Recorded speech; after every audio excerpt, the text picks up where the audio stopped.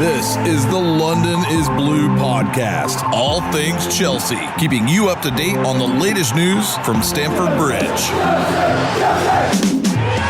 Match recaps, previews, presented by WorldSoccerShop.com. It's the London is Blue podcast. Here's your hosts, Brandon, Dan, and Nick.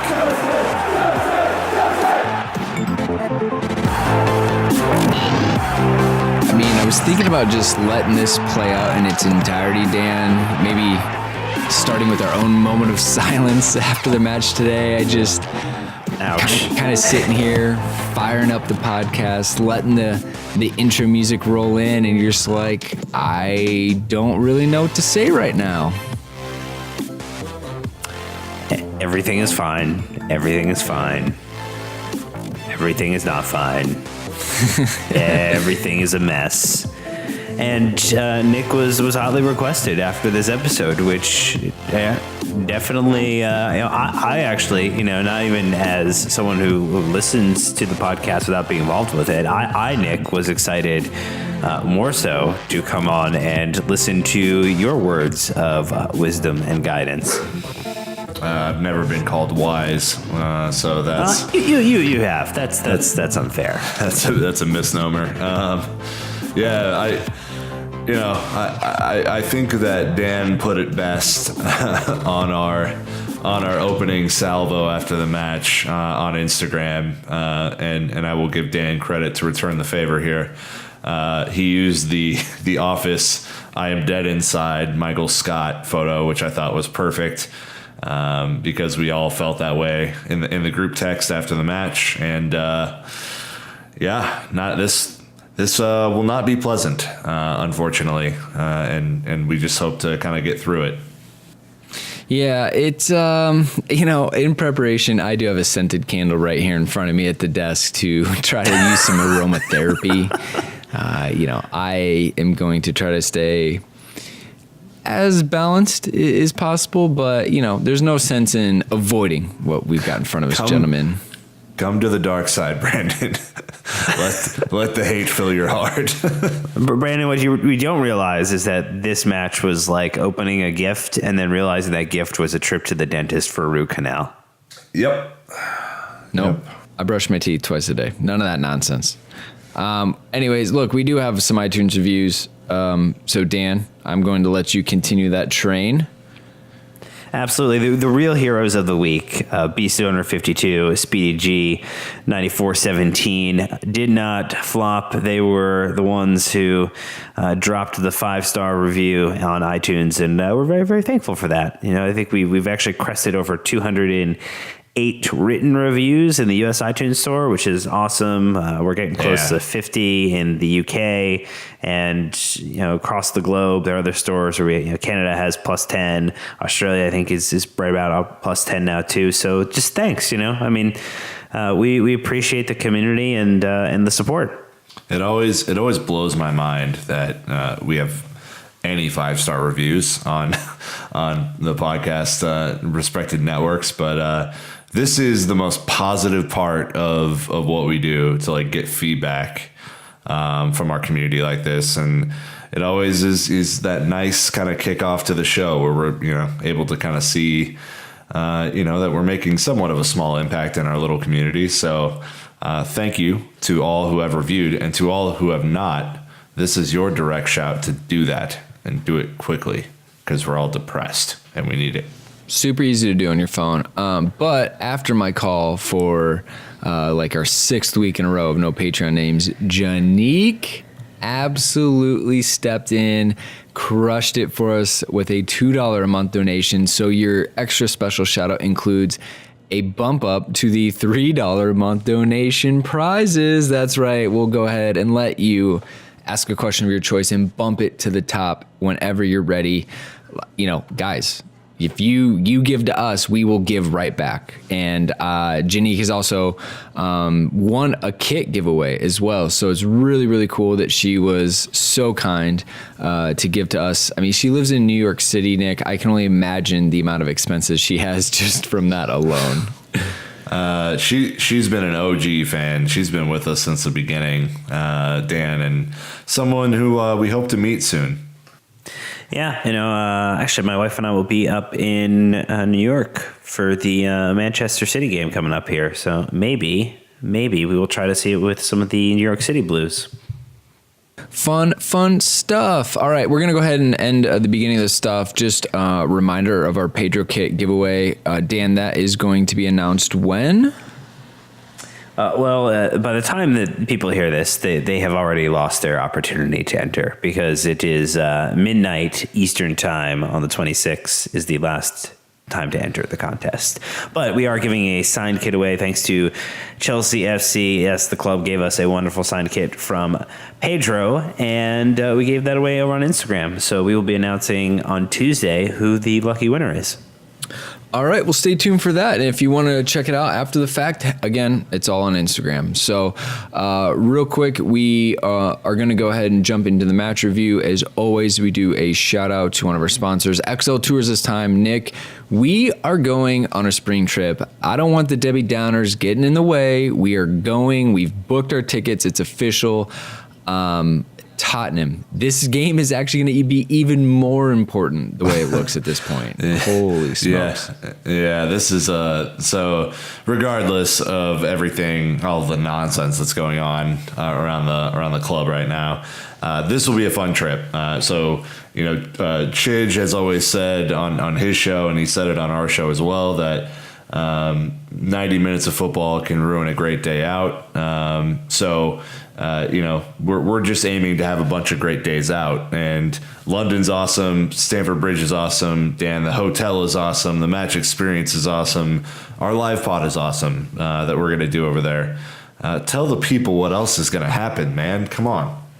Yeah, we always get credit for destroying the Chelsea fan cast when we ever get a chance to be on the horn with them. So looking forward to being the reason a couple of pissed Americans are on the show with them. So that will be quite wonderful. As always, it's going to be at the Atlas Pub, which is a historic pub nearby Stamford Bridge, and one of the best places to take in a post or pre-match gathering with some fellow supporters. But if you head over to XL Tours website, if you DM us, if you hit us up on Instagram, if you email us, we'd be glad to answer any questions for you.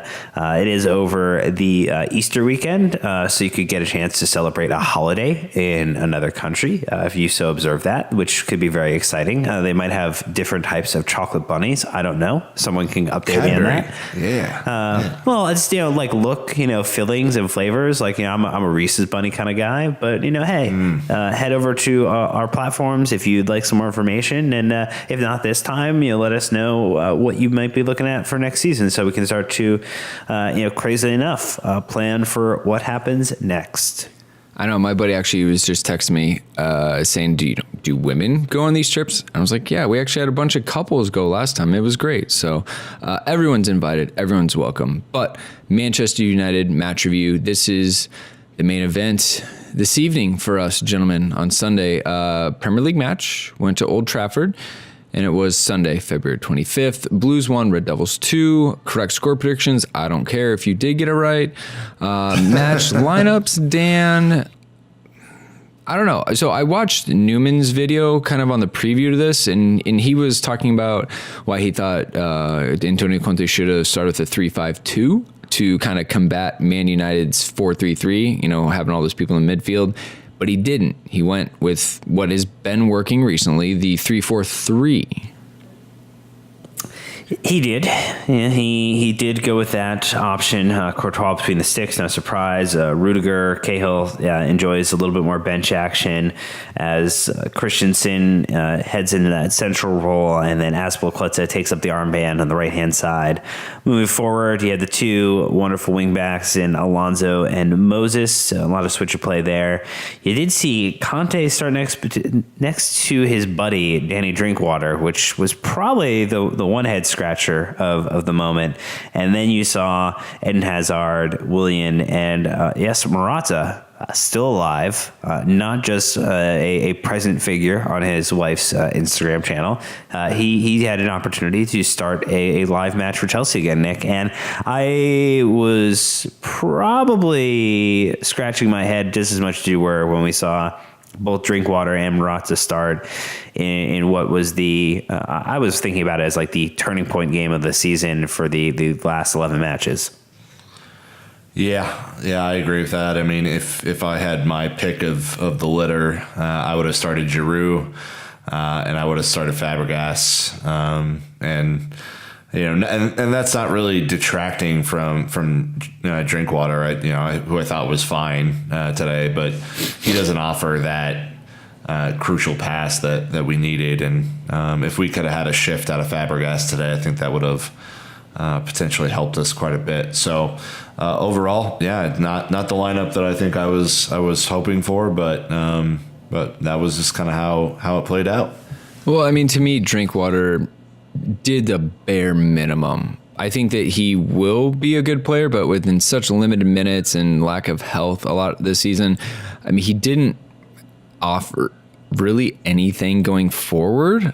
He did a decent shift breaking play up, but he got caught on the ball a little bit. The other thing for me is I'm just assuming Fabregas didn't start because he ran his ass off in Barcelona. I'm sure his levels, when you play after you play a few matches of like Ultimate Team, your guys are down around 85 or something like that. And so I have a feeling Fabregas was pretty gassed after the Barcelona match. And that's the only reason why I can think they didn't start him, is he doesn't have the legs to play 2 intense games back to back. That's my only guess. As far as the front man, I don't know. I thought Morata started fine, but as the game drew on, he just fell off. I mean, his day did not get any better.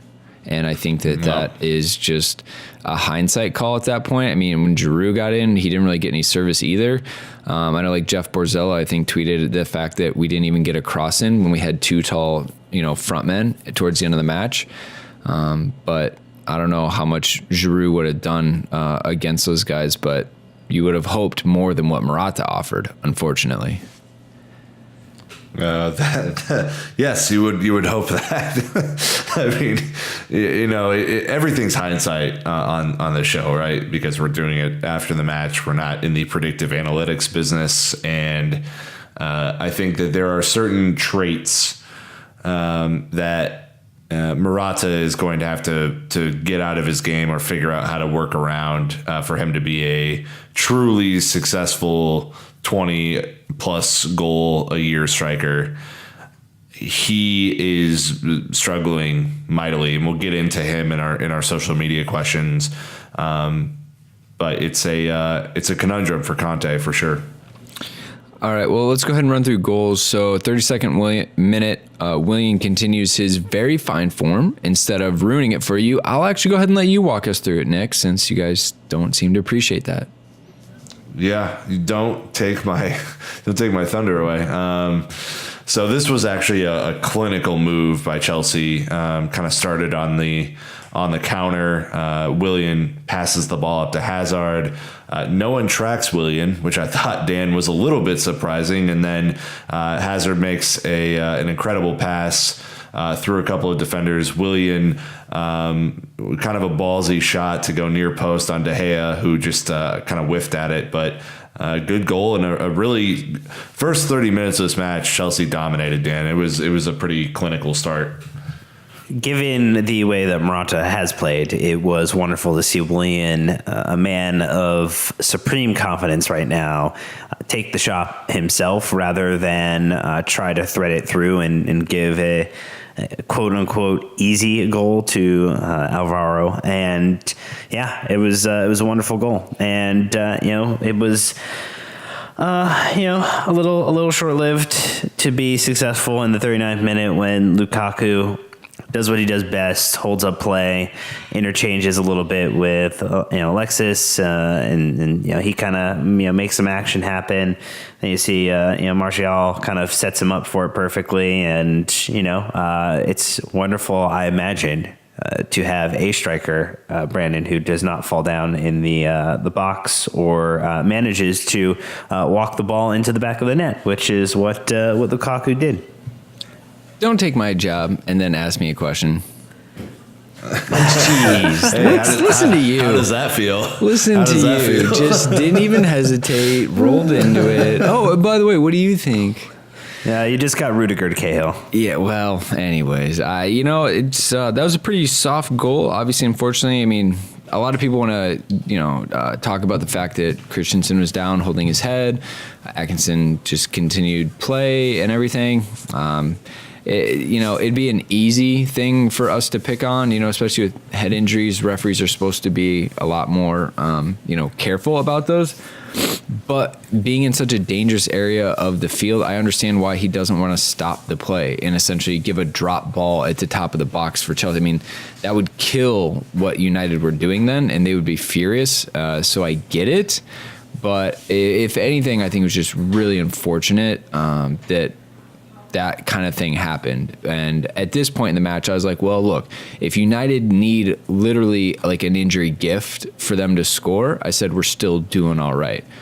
But it didn't last, obviously. So before Nick steals this in the 75th minute, this is when I thought the world was going to explode, honestly, due to the inhumane amount of dabbing that Jesse Lingard and Paul Pogba were going to do. But thankfully, they didn't. So, Nick, here we are. Yeah, I will give Pogba some credit in this match. I think that he played pretty well. This was just soft. This was soft to give up. Rudiger lost his mark. Christensen lost his mark, and both were out of position. Courtois has no chance at that. He's going the other direction, so I don't blame him for not making that save. But it is a pretty bad. It was a bad start to the second half, and then this was just kind of the exclamation point on it for United. I mean, Chelsea didn't play in the second half. I think they dominated the first half, but United came out much stronger, and that's just what it was, unfortunately. And there's a lot to kind of dissect here. Yeah, it wasn't dabbing. It was being Wakanda'd or Black Panthered, as it were, in the goal celebration. Just for accuracy's sake. Oh, okay. Thank you for that. Well, anyways, to kind of get into it in more detail, I would just like to start off actually just kind of going around the table here, the virtual table that we're sitting at, and just let you guys kind of say what you thought the biggest reason Chelsea lost today was. Obviously, we've seen a lot of stuff on social media about the lineup, the substitutions, the effort level, the finishing. Pretty much if you've been on Twitter, every single idea has been thrown out. So, Dan, essentially, we'll let you give us your thoughts on what you thought the biggest thing was, and then we'll agree, disagree, and kind of dive into it. Finishing and attacking. And, I think it was as early as it was the 5th or 6th minute when Alonso whipped that cross into the box, and Morata really has to do what Giroud did a couple of games ago, where he just plants and lets the ball bounce off of him into the goal versus trying to make a move to force it in. And you felt pretty good about what was going to come. That there was fluidity, that there was motion. The Willian goal was fantastic in the way that and Willian interchanged for it. But ultimately, it was really just a lack of clinicality. When you look at the top six, we have scored the least number of goals in the Premier League this season amongst the top 6 teams. And, even Arsenal, who are in 6, one spot behind us, have scored more goals. And, they've had Lacazette, struggle just as much as Morata has. So I don't... I mean, yeah, you could blame defense and defending for allowing the goal to happen, but if we had kept on the front foot, I think this United team was there to lose a 3-0 game, a 3-1 game, a 4-1 game, Nick, and I'm just shocked that we really couldn't grab the game by the scuff of the neck and take it to them the way that we showed that we were able to do so for the majority of the first part of this game. Yeah, I mean, I think the most frustrating part of this whole season has been the striking inconsistency between performances, right? We we wax poetic about the team's effort and attention to detail against Barcelona, and rude, one big mistake as the reason that, Chelsea didn't have an advantage going into the second leg against Barcelona. This match, arguably, it was more important, and the team did not show that same level of commitment. They did not show the same level of execution, and they didn't show the same level of effort. And Brandon, effort is my thing here. It doesn't mean that the ball is always going to bounce your way, but there was a lot of standing. There was a lot of walking. Willian was clearly gassed at the end of, around the 55th minute. He wasn't able to do his thing anymore. He was completely spent.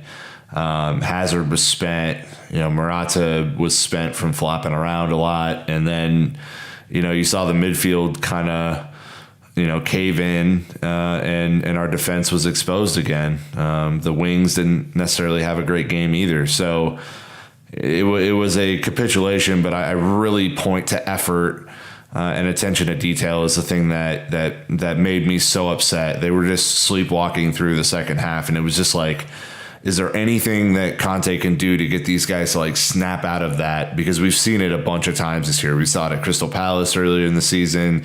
We saw it against Bournemouth. We saw it against Watford. And I'm trying to understand how a team can get so up for Barcelona and then not feel that same level of intensity for a bigger match in the grand scheme of things against one of our most difficult opponents in the Premier League and Manchester United.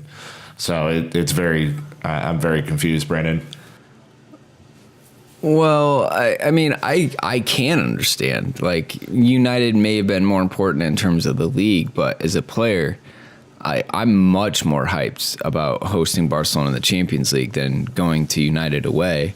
Partially, and I said this in the group text, and we can have this conversation again, but Barcelona were much more open. Chelsea attacked and could go at them, and Barcelona would come right back at them.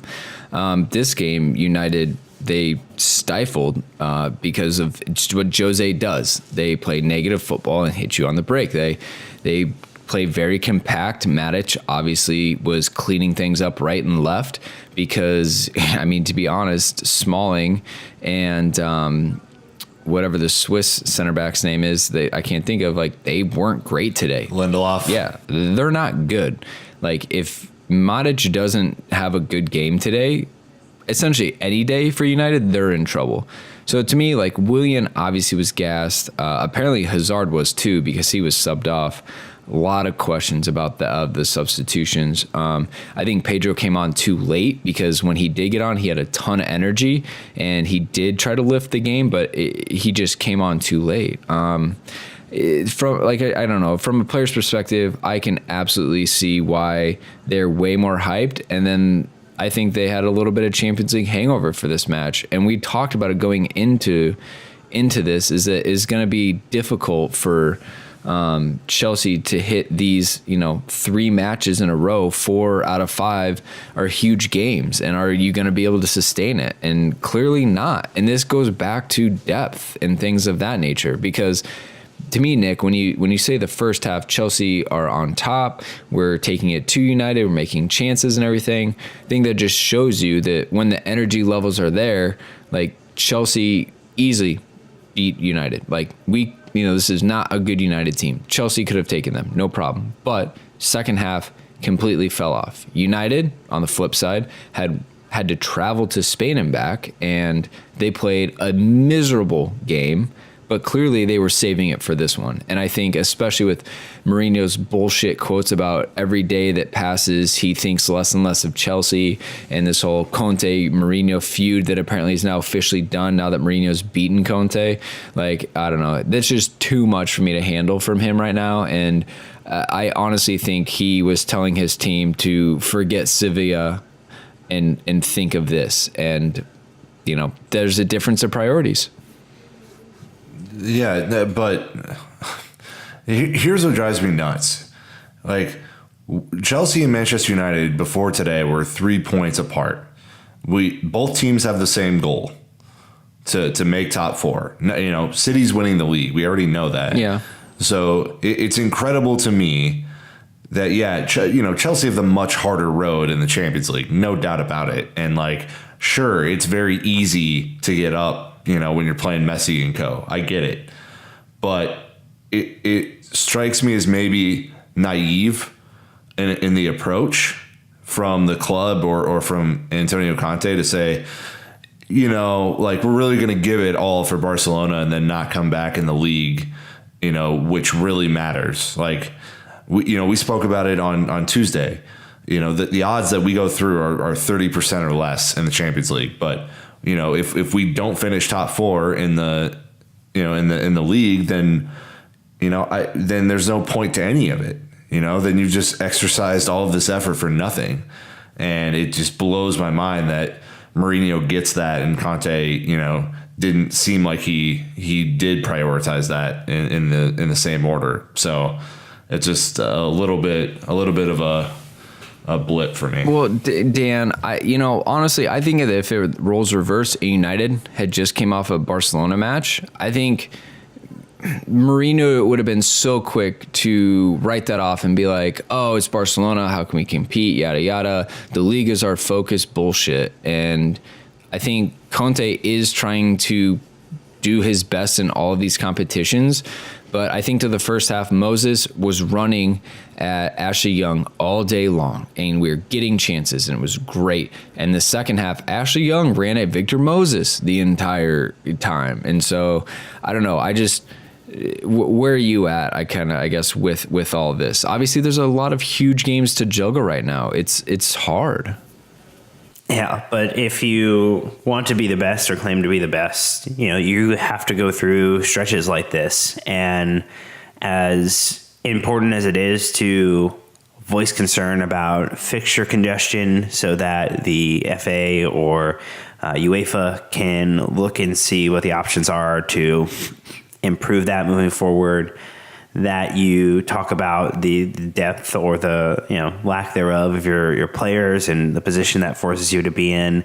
These are all great things to do and to talk about, but ultimately the club has one remit for its players and its coach, and that is to win. And if you're going to claim to be the best or among the best in the world, you have to go through stretches like this. No title or cup comes easy, and I think it's probably it's frustrating to think about that you have to maybe make some decisions and say, well, look, our odds of winning the Champions League are this % based upon teams that are left in it, but we need to be in the Champions League next year for reasons X, Y, and Z, whether that be money, Courtois and Hazard re-signing, and making sure that they have Champions League football to play in from an attraction standpoint for other players, for the point that you mentioned, Brandon, in money and being able to merchandise and commercialize certain elements successfully. And that to me is more important than potentially getting past Barcelona and then getting knocked out in the next round of the Champions League. Like that to me, if we lost top 4 but made it through one more round in the Champions League, that's a big fucking failure. Yeah, I totally agree. The trade-off doesn't make any sense. I mean, let's pretend for a second that we somehow magically get through Barcelona, which is just with each day it's harder to imagine. But let's just pretend. And, then we, get one of the next big teams that are drawn in there. It would be a terrible trade-off to mortgage your future success on winning the Champions League instead of just getting in because of your consistently good league performance. And that is just so stupid.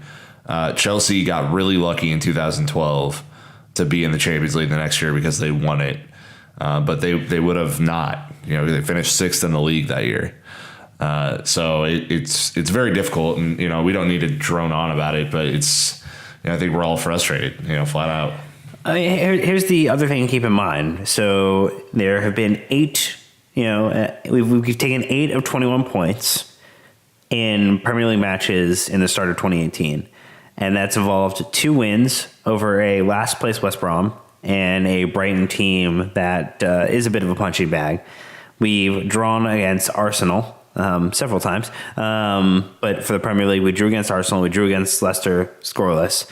And then we've lost to Bournemouth. We've lost to Watford. And now we've lost to United. And now you could say that, our Arsenal and United should be kind of toss-up options, potentially don't win them. But we've dropped or lost stupid points that are putting us down in a position where it is a uphill battle for the remainder of these 10 games. And you have 3 games against some of the best teams in the league. Against, you have a game against Spurs, you have a game against Manchester City, and you have a game against Liverpool. And I would venture a statement saying that if we don't take maximum points from that, we probably will not finish in the top 4.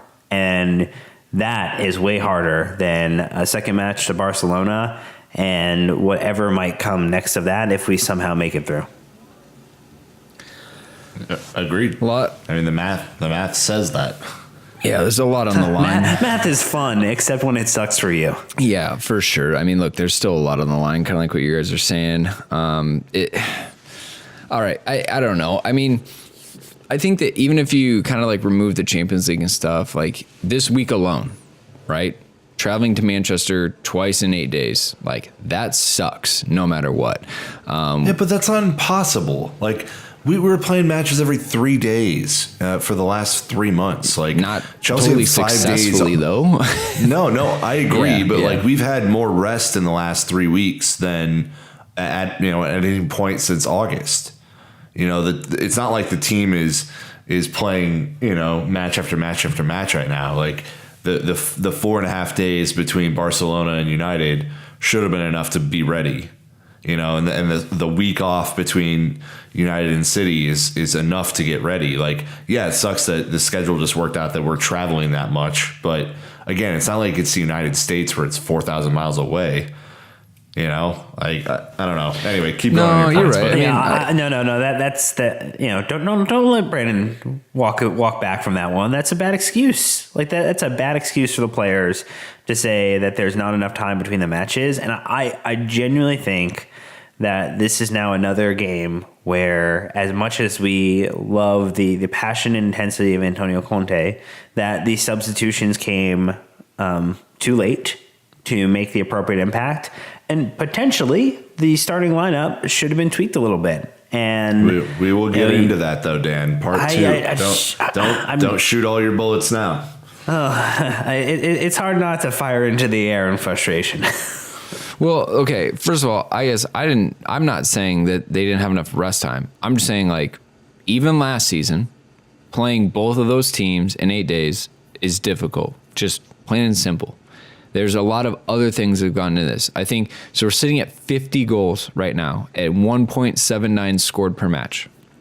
We had 85 last season at 2.24.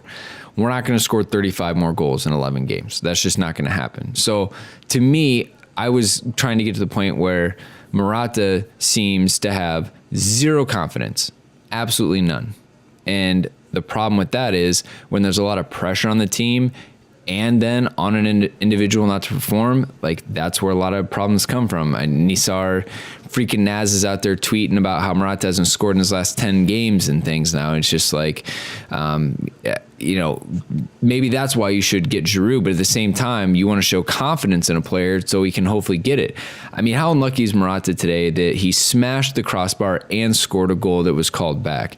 That's where I think a lot of the offense is lacking. I mean, Willian has came out of nowhere and shown a lot of really good form. Hazard has stepped it up lately, but again, we need a center forward to take off a lot of the burden. So to me, like when you see even United scoring 2 shit goals today, Man City rolling anyone and everyone, even Liverpool putting up tons of goals, it just, I don't know. It's just hard to see that as well, because you think about it, we get 2 goals in the first half. It's completely different. United don't go into halftime with all this energy and come out flying. It takes pressure off the team when you score goals. And unfortunately, we've only been doing that for the most part against the crappier teams that we've been playing in the league. So that's kind of where I was starting to go to with the whole the Manchester teams in 1 week. The final third passing has been a problem all season.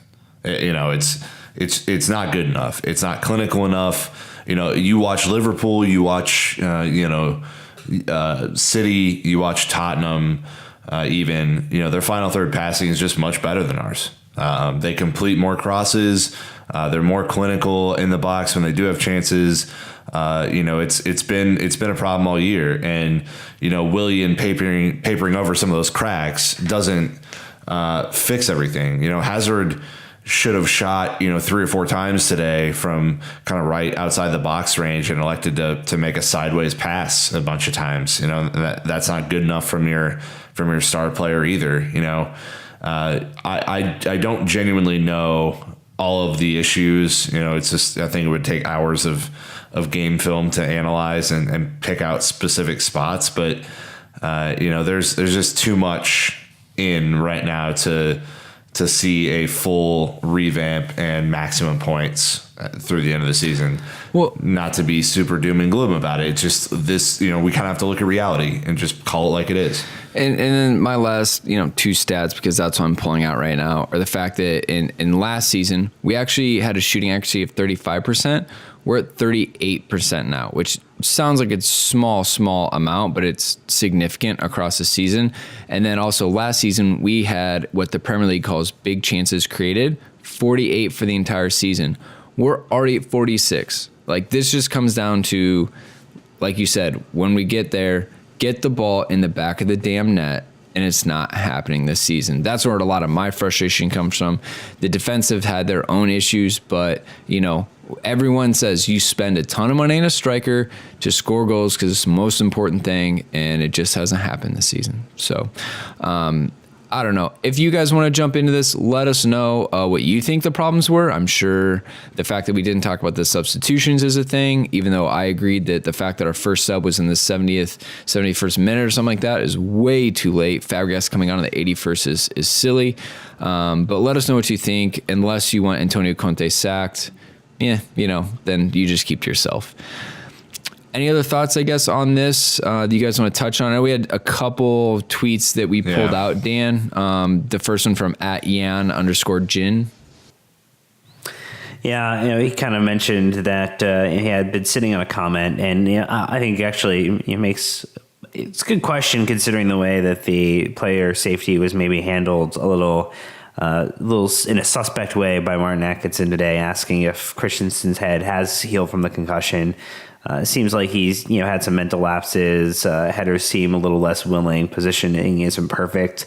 I would say that I feel like that's more about the fact that we're actually playing some really good teams. We're playing, this United team, at least for the first half, was not one of the better teams, but the second half they definitely turned it on. And Barcelona, where they are going to force players with whether it's Suarez or Messi to kind of elevate up. And I would say, actually, Nick, I thought that Christensen played a really strong game outside of a single big mistake against Barcelona. So, but I do think the larger point around player safety and the lack of attention when you don't happen to fall down versus when you kind of stumble and continue to walk forward is maybe something the Premier League needs to think about a little bit more.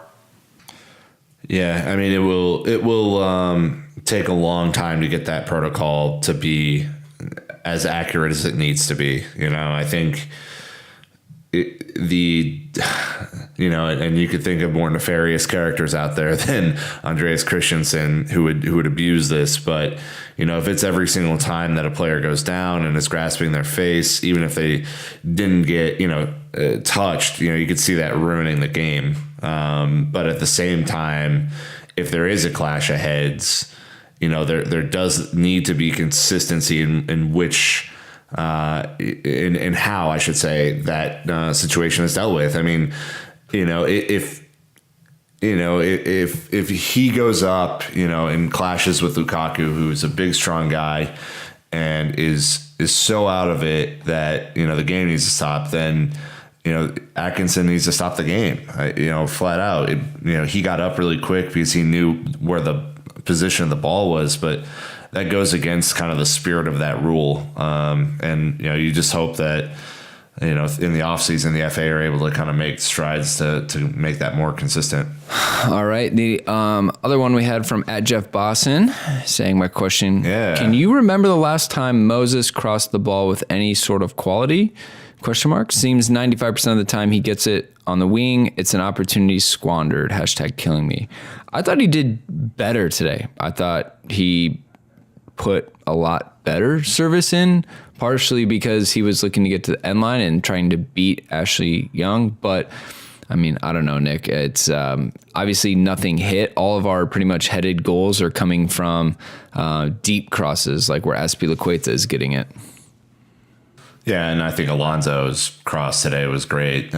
This is something I agree with Jeff on. I think Moses lacks final third passing, as a major part of his game. I think he needs to be able to pick his spots better, either with flat balls across the box or a more arced curve, because his crosses right now are very flat.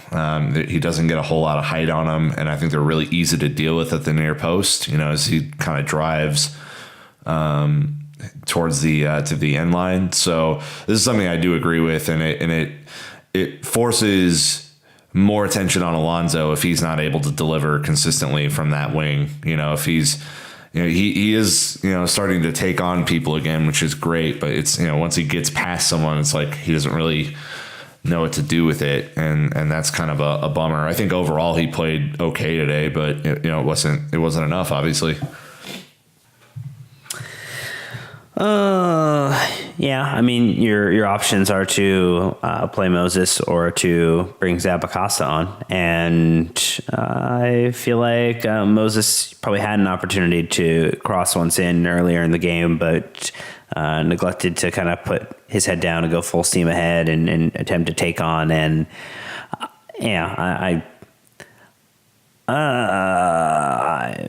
sure, he probably could be doing better with crosses, but I would rather have him in the match than Zappacosta right now. All right. Well, again, I guess you guys can let us know. Wingback's a little bit different this season, but so is the style of play.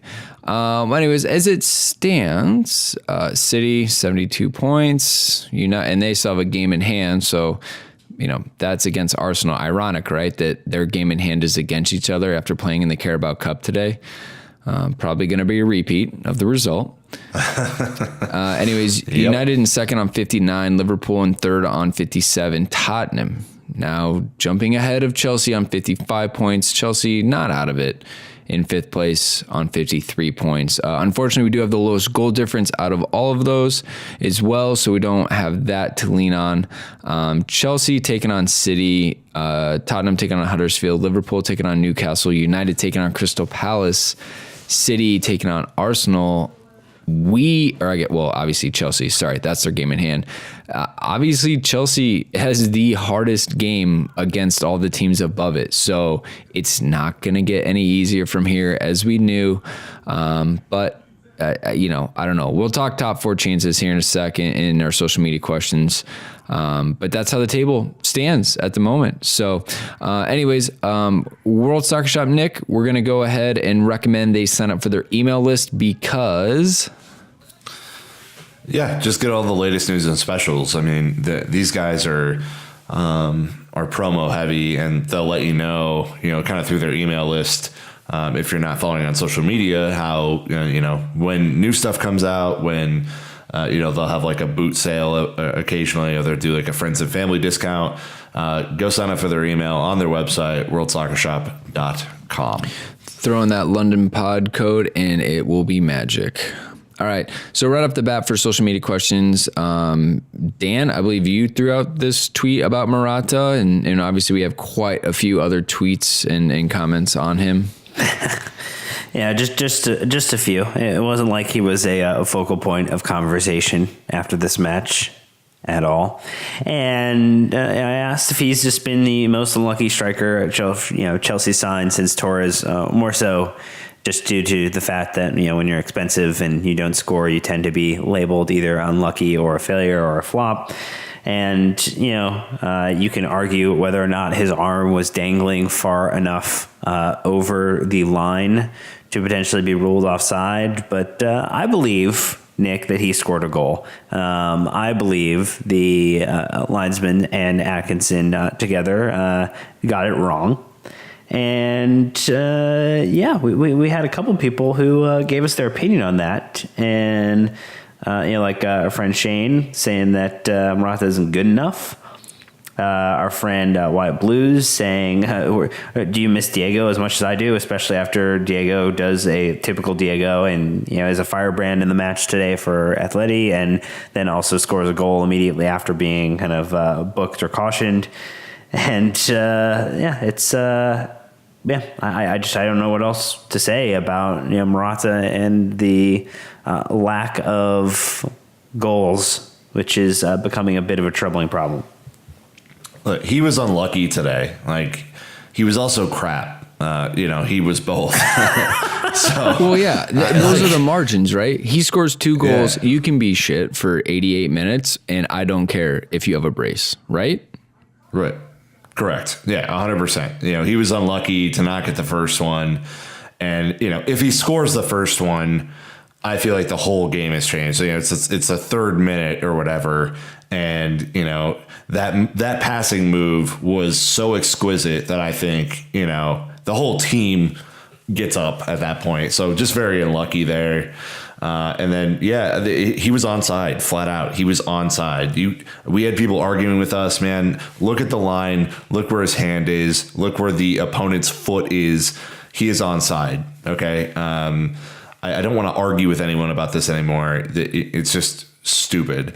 If you look at the full kind of wide pan photo of this, the linesman is not in a good enough position to be able to make that call, and thus got it wrong, and that sucks. It's always tough to win at Old Trafford. It's a lot tougher if you have out of shape referees not making it all the way down. So bummer there, but look, the guy is struggling at a level right now in physicality that I did not expect. He's flopping around, and it's you can see the script happening. Just predict this right now. You can see the script happening the rest of the year. He'll get fouled early, and then think that every little bit of contact is a reason to go down. And it's clear. It is so clear that Premier League referees have had it with that approach from him and are not going to give him even justified fouls because they think that he is going down too easily for all the other stuff. And it's something he has to get out of his game. He's never going to be a hold-up guy. He's never going to be a Giroud, but he's physical enough to do better than that. And he's certainly, we don't expect him to go put on 40 pounds of muscle in the offseason and, go crazy, backing opposing center backs down. But, it has to be out of his game or at least cut down significantly, Dan, for him to have the impact that I think he can really have. Yeah, most people are referring to him as being crap. It's more like a carp, rather. You just got to invert the letters around there for this dyslexic folk. But the kind of way that he's going down to ground, he is not going to get the call that he's looking for, and he's still looking for it. And, much like I might look for like a sock that's missing and, kind of generally think that, I might find it again in the dryer if I look for the third, fourth, or fifth time. It's gone. It's gone, man. It's not coming.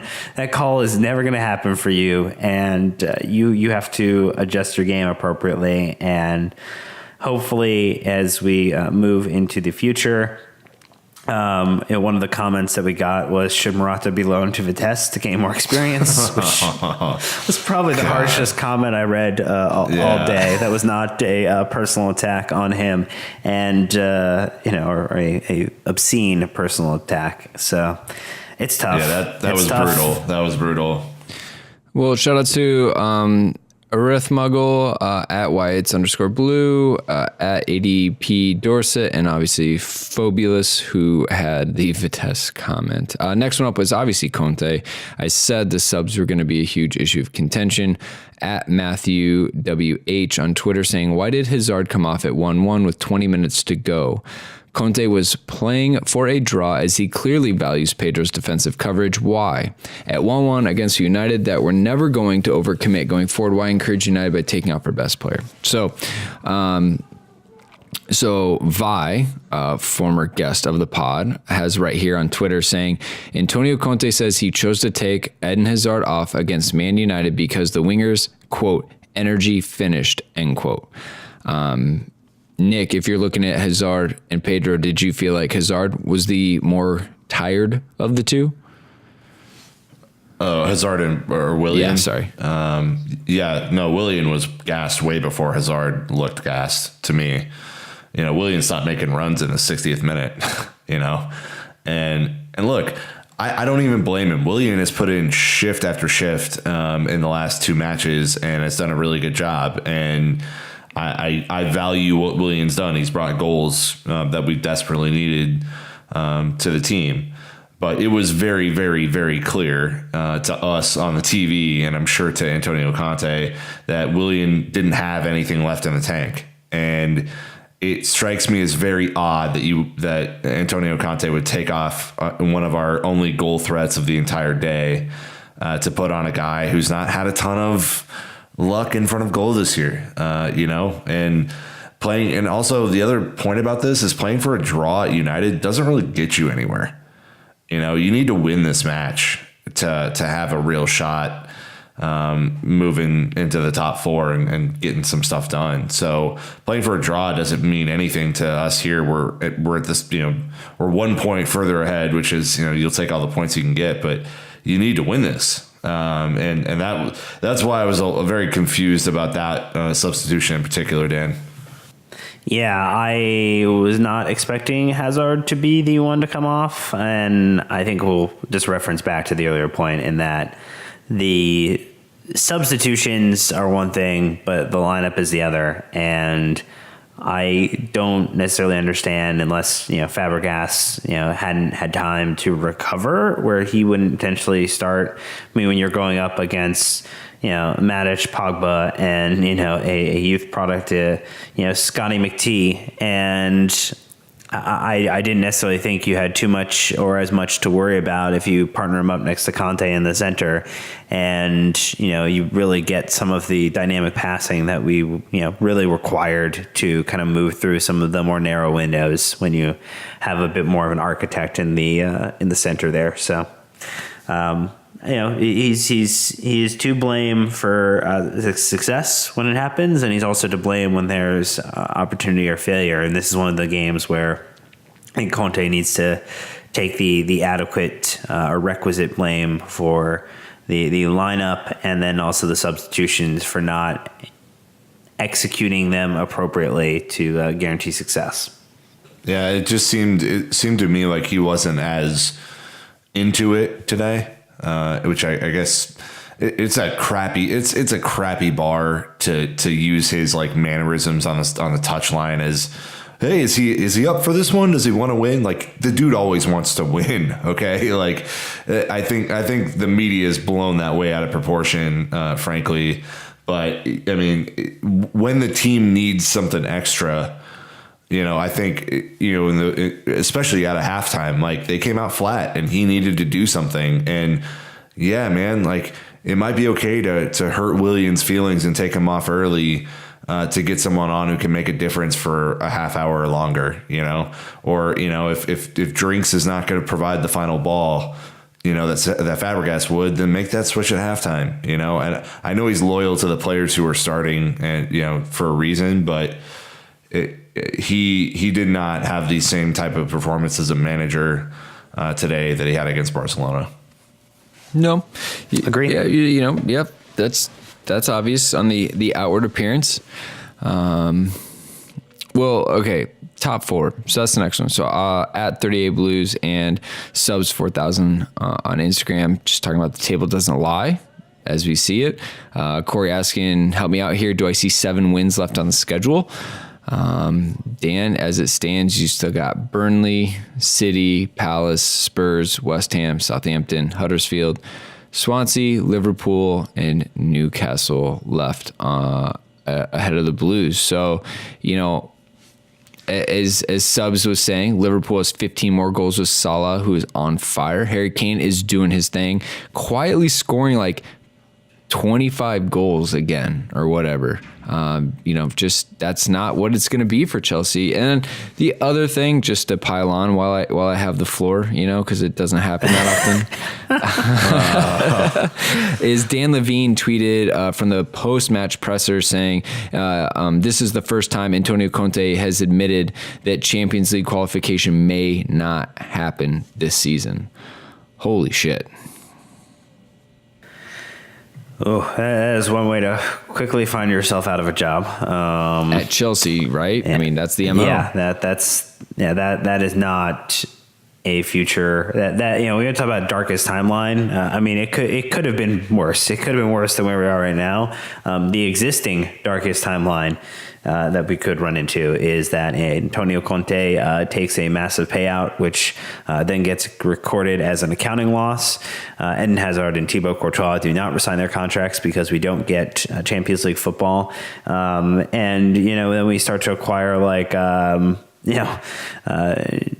more homegrown talents as our quota fillers during the summer. It's no Champions League is going to be a pretty bad omen, and will only further the gulf between where we should be and clubs like Liverpool and Spurs and Arsenal are going to find ways to kind of erode what really should have been a decade plus of distance separating them and us.